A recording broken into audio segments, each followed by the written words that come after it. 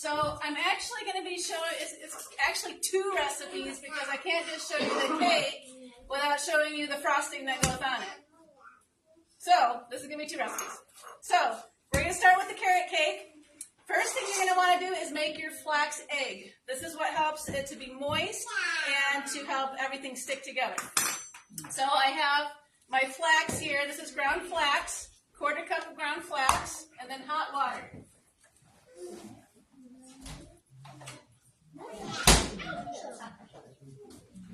So you want to make sure you use hot water. It says warm water here. You can do warm water if you're not in a hurry. If you're doing a demonstration, use hot water just because it gels faster.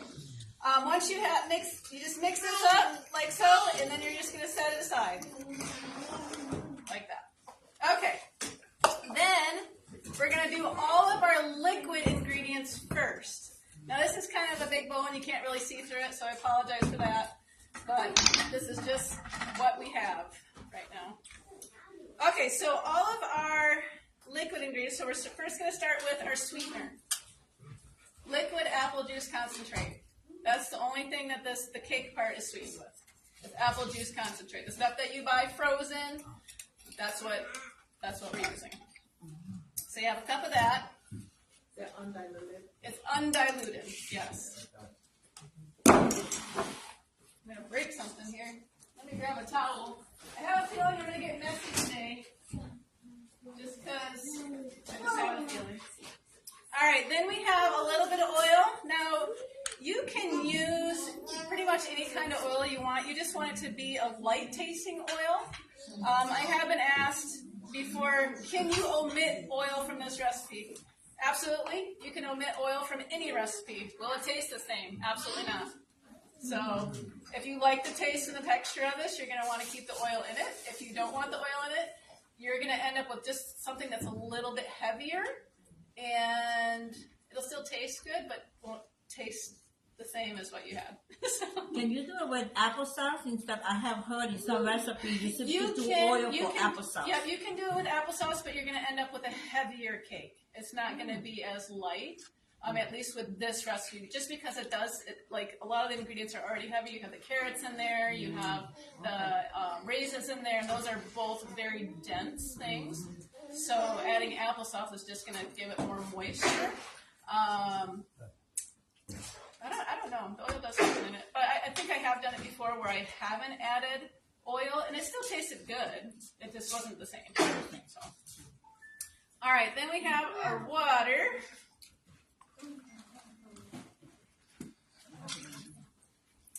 And then I'm going to add my carrots, because this is kind of a liquid. It's not really a liquid, but it goes with the liquid.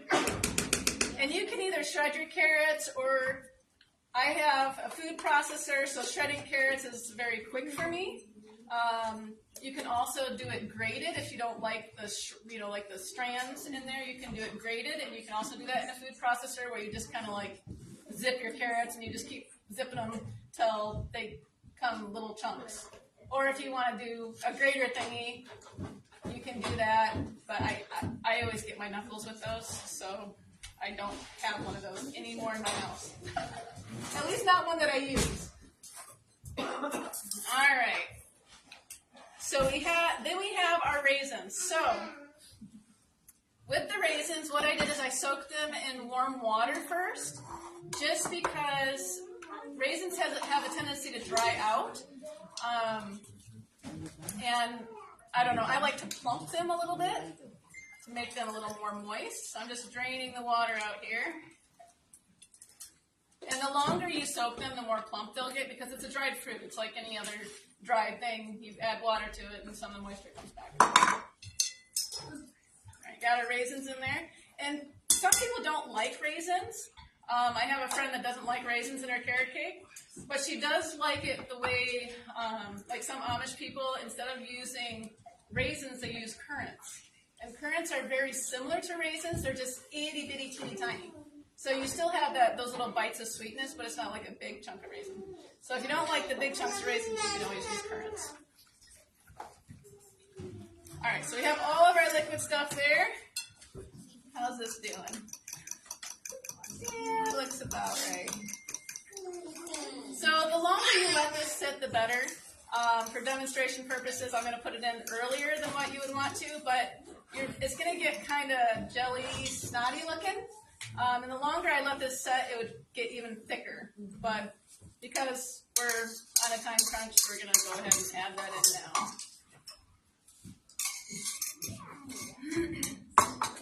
So that's going to act as our binder.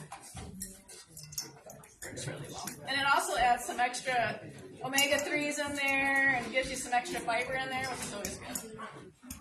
Alright, so I have all my liquid stuff in here. Now, if you wanted to, you could do a separate bowl, and you could have, all your liquids in one bowl, and then all of your, non-liquids in another bowl, and then dump your non-liquids into the bowl with the liquids, but then you have to wash that bowl. So why not just do it in one bowl? I mean, unless you have dishwashers. Yeah, my kids get after me sometimes when I use too many. Like, we just got done doing the dishes. Why are there more dishes here? Well, because I'm cooking. So you can use one. So what I did with this one is I used 1 cup of whole wheat flour and then 2 cups of unbleached white flour. But to make it gluten-free, you can also do 3 cups of oat flour. So 1 cup with the one, replacing both of those with oat flour, which would equal 3 cups total. So I'm using oat flour because I'm taking this home, and I want to be able to eat it. So I'm going to go ahead and dump my flour in there. All right, then we have our leavening. So we got some baking powder here. Now, if you don't have to use the baking soda if you don't want to. I usually don't. But I have noticed that you might get a little bit of a lighter cake if you do use it. And that's totally up to you. Sometimes it can cause some stomach irritation.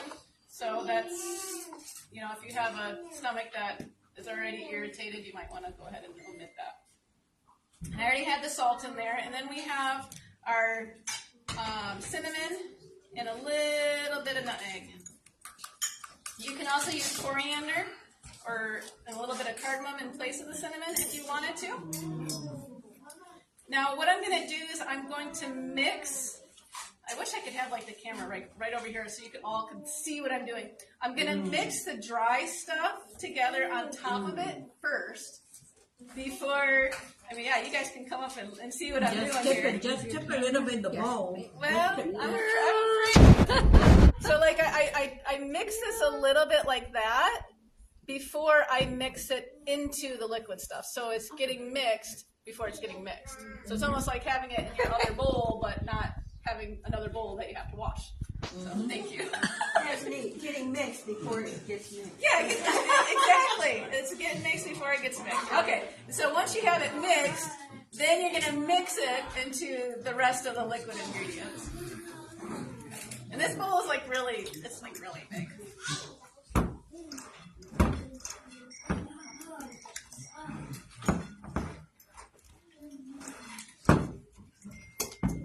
Now you want to mix this enough to where it's incorporated, but not to where you don't want to overmix it.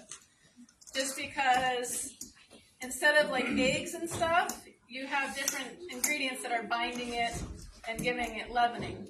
So if you overmix it, it might not be as light and airy. Where did I put that? I always forget stuff. Although I don't think I forgot stuff last time. Last time I think I had everything.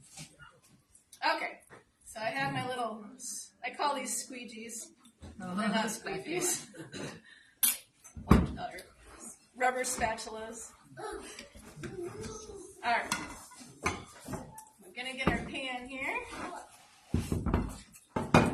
Now, if you wanted to do parchment on the bottom, you could do parchment. I'm just going to do oil spray.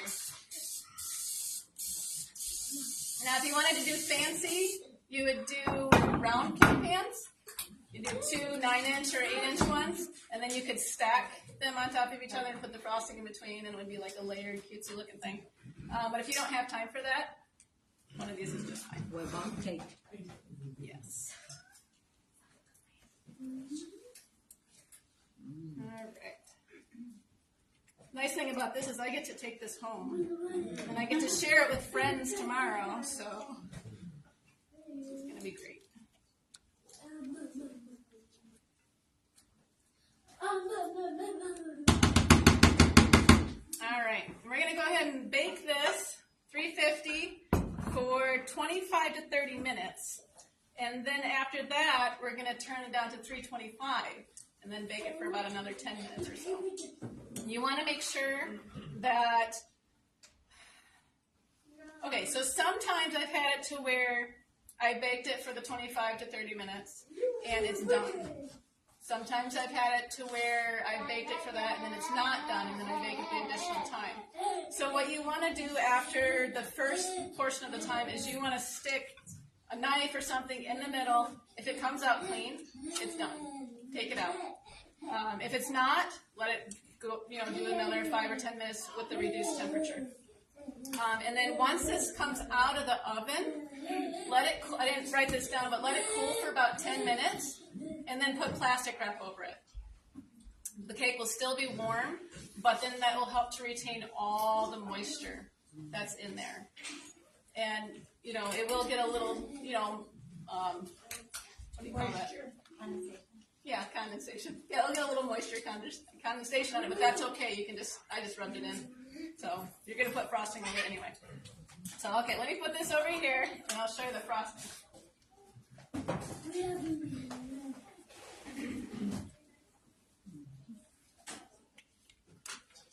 Well, I made a mess here, didn't I? Where's my dishes? All right. So for the frosting, there's two different options. There's a cashew-based frosting, which you can do. This is really, really good.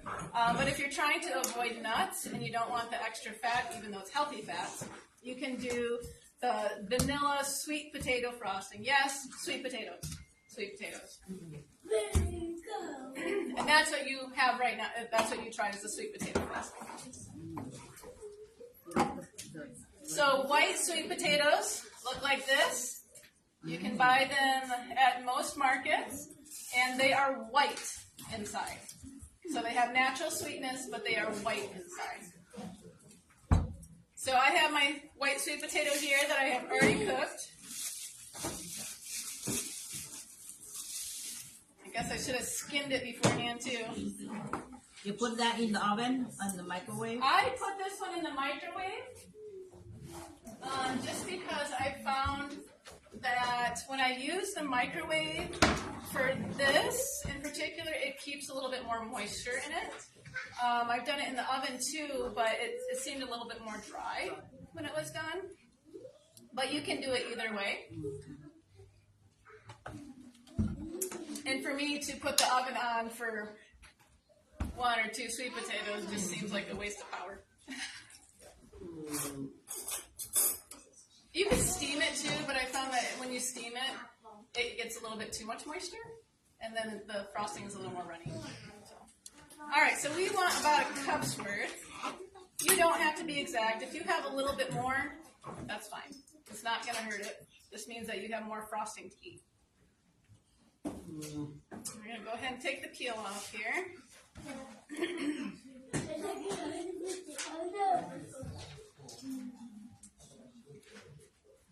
So if I didn't tell you that it was sweet potato frosting, would you guess that there were sweet potatoes in there? No. No? Good. So much fun. I don't want to say I like fooling people, but I like that. Like it's secretly healthy. And there's fiber in it. That looks like about a cup, doesn't it? Maybe a little more. I'll do some more.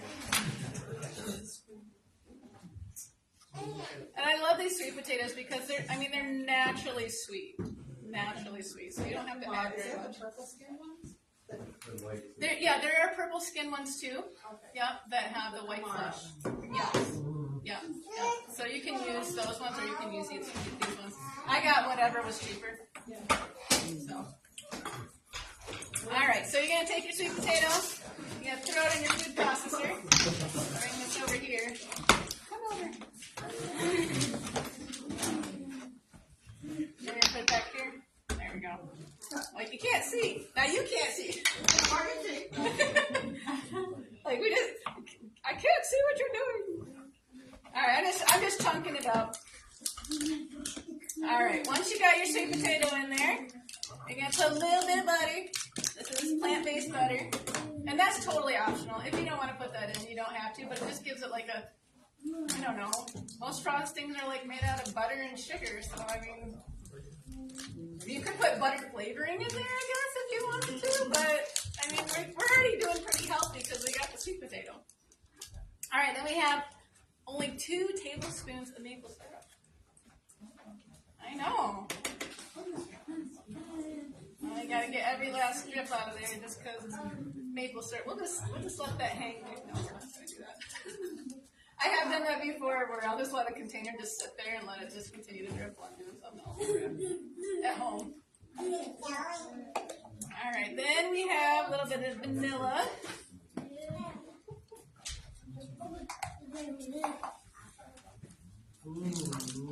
Oh yeah, okay. So I'm like, what do I have in that one? Just a pinch of salt. It wasn't too salty, was it? No. Taste salt? Okay, perfect. So with this, I actually did a 3-pinch salt for the pinch of salt versus a 2-pinch or a 1-pinch. I don't even know what a pinch. Like, who came up with a pinch of salt? That like, I feel bad for people that are very exact. Like a pinch, what is that? How can you measure a pinch?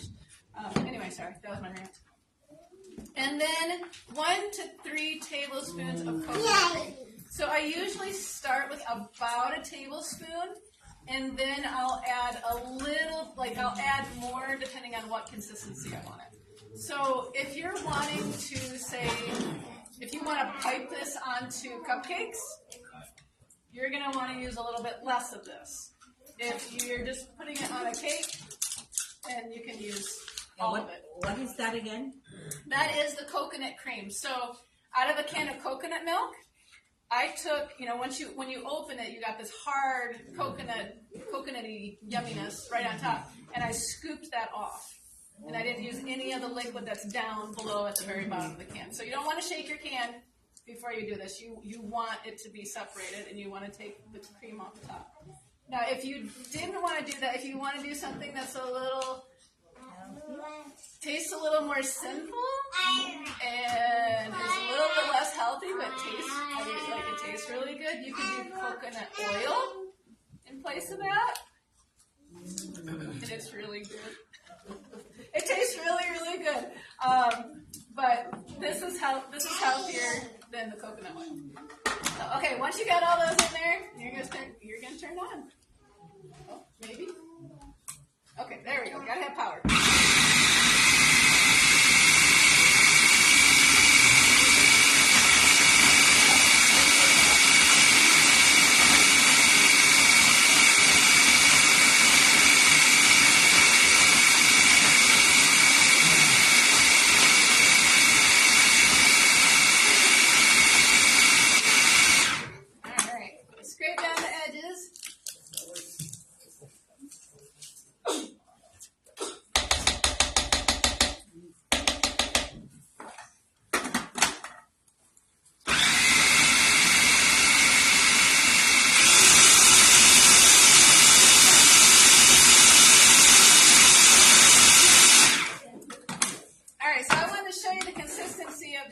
Tablespoon. I mean, it's like pretty.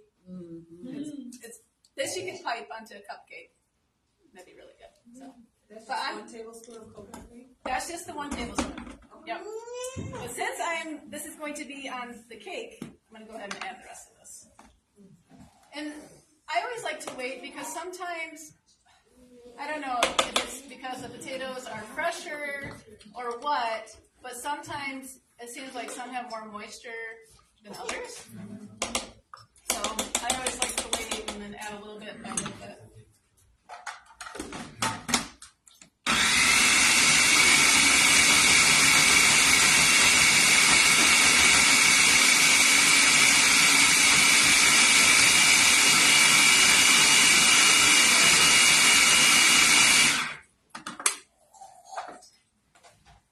Oh yeah, that's nice and creamy.